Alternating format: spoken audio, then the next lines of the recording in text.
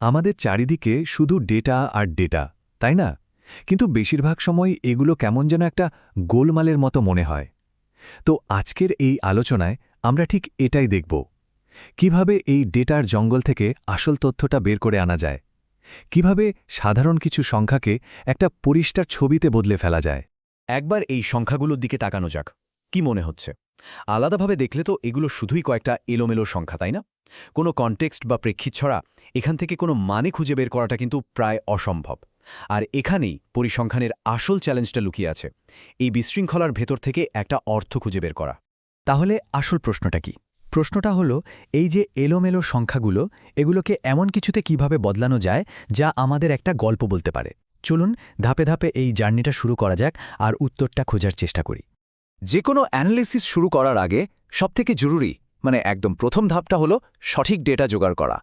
কারণটা খুব সহজ, তাই না? ডেটা সংগ্রহ করতে গিয়েই যদি কোনো ডরবর হয়ে যায়, তাহলে তো পরের সব পরিশ্রমই চলে যাবে। তো আমাদের প্রথম কাজ হলো একটা ভালো প্রতিনিধিত্বমূলক একটা স্যাম্পল বেছে। আচ্ছা, এখানে দুটো খুব জরুরি শব্দ আছে, পপুলেশন আর স্যাম্পল। ধরুন একটা ঝুড়িতে 50টা আম আছে, আর আমরা জানতে চাই আমগুলো মিষ্টি কিনা।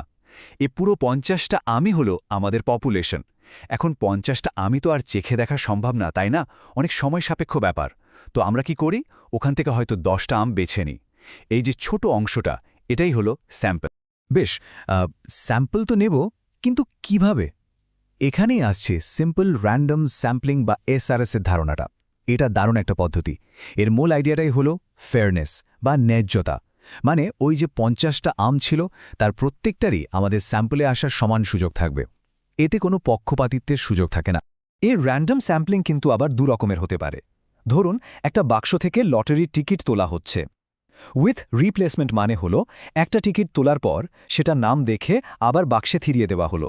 তার ওই একই টিকিট আবার ওঠার সুযোগ আছে। আর উইথাউট রিপ্লেসমেন্ট হলো যে টিকিটটা একবার তোলা হয়েছে সেটাকে আর ফেরত রাখা হলো না। সাধারণত বেশিরভাগ ক্ষেত্রেই কিন্তু এই দ্বিতীয় পদ্ধতিটাই ব্যবহার করা হয়। যারা ডেটা নিয়ে কাজ করেন তাদের জন্য একটা ছোট্ট কিন্তু খুব কাজের টিপস দিই। এক্সেলের মতো টুল ব্যবহার করে কিন্তু খুব সহজেই র্যান্ডম নাম্বার জেনারেট করা যায়। যেমন র্যান্ড বিটুইন 1,50। এই ফর্মুলাটা লিখলেই এটা আপনাকে 1 থেকে 50-এর মধ্যে যে কোনো একটা র্যান্ডম সংখ্যা দিয়ে দেবে।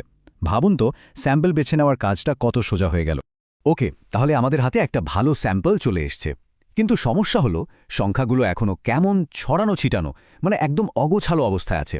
তো আমাদের পরের কাজটা হবে এই এলোমেলো ডেটাকে একটা সুন্দর গোছানো কাঠামোয় নিয়ে আসা। এই ছবিটা দেখলে এই ব্যাপারটা পুরো পরিষ্কার হয়ে যাবে। দেখুন, বাঁদিকে রয়েছে কাঁচা অগোছালো ডেটার একটা লিস্ট, আর ডান দিকে সেই একই ডেটাকে একটা ফ্রিকোয়েন্সি টেবিলে সুন্দর করে সাজানো হয়েছে। কি দারুণ পরিবর্তন, তাই না? হঠাৎ করে এই ডেটাটা অনেক বেশি বোধগম্য হয়ে গেল।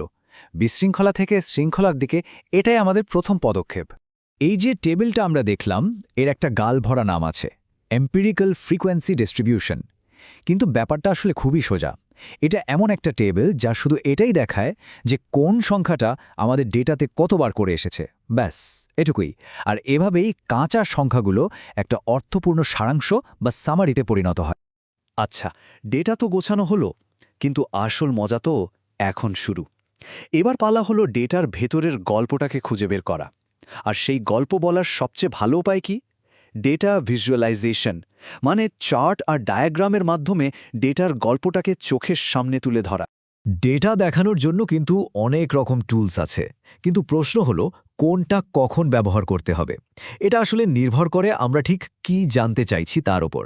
যেমন যদি আমরা শুধু একটা জিনিস বা ভ্যারিয়েবল নিয়ে কাজ করি, তখন হিস্টোগ্রাম বা পাই চার্টের মতো টুলস কাজে আসে। আর যদি দুটো ভ্যারিয়েবলের মধ্যে কোনো সম্পর্ক আছে কিনা সেটা দেখতে চাই, তখন স্ক্যাটার প্লট বা লাইন প্লটের মতো জিনিসগুলো বেশি কার্যকর। পাই চার্ট বা ডোনাট চার্ট, এগুলো তো আমরা সবাই চিনি, তাই না? যখন কোনো একটা মূল জিনিসের বিভিন্ন ভাগ বা পার্সেন্টেজ দেখাতে হয়, তখন এগুলোর কোনো তুলনা হয় না। যেমন ধরুন একটা ক্লাসে কতজন ছাত্র আর কতজন ছাত্রী আছে, বা একটা পিৎজার কটা স্লাইস কে খেলো, এই ধরনের জিনিসগুলো দেখানোর জন্য পাই চার্ট কিন্তু একদম পারফেক্ট। অনেকেই হিস্টোগ্রাম আর বার চার্টকে গুলিয়ে ফেলে, কিন্তু এদের ব্যবহার কিন্তু আলাদা। হিস্টোগ্রাম মূলত কন্টিনিউয়াস বা অবিচ্ছিন্ন ডেটার জন্য ব্যবহার করা হয়। যেমন ধরুন মানুষের বয়স বা উচ্চতা, এই ধরনের ডেটা কিভাবে ছড়িয়ে আছে, ডেটার প্যাটার্নটা বোঝার জন্য হিস্টোগ্রাম খুবই কাজের একটা টুল। ডেটা দেখানোর আরেকটা বেশ মজার উপায় হল স্টেম অ্যান্ড লিফ ডায়াগ্রাম। এটা অনেকটা হিস্টোগ্রামের মতোই কাজ করে, মানে ডেটার বিন্যাস বা ডিস্ট্রিবিউশনটা দেখায়।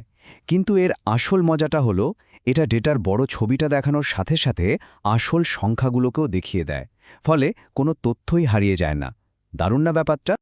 এতক্ষণ আমরা ডেটা সংগ্রহ করা, সাজানো আর সুন্দরভাবে দেখানোর জন্য বেশ কিছু শক্তিশালী টুলস নিয়ে কথা বললাম, কিন্তু এখানে একটা বড় কিন্তু আছে।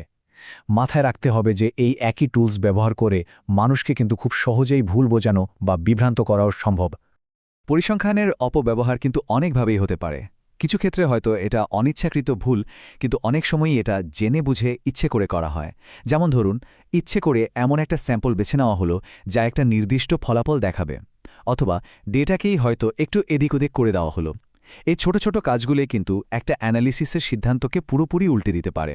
অপব্যবহারের আরও কিছু সাধারণ উপায় হল, ধরুন ডেটার কোনো জরুরি অংশকে ইচ্ছে করে চেপে যাওয়া, অথবা নিজের যুক্তির বিরুদ্ধে যাচ্ছে এমন কোনো তথ্যকে সযত্নে বাদ দিয়ে দেওয়া, এমনকি ভুল স্ট্যাটিস্টিক্যাল টেস্ট ব্যবহার করে একটা মিথ্যা সিদ্ধান্তে পৌঁছানো।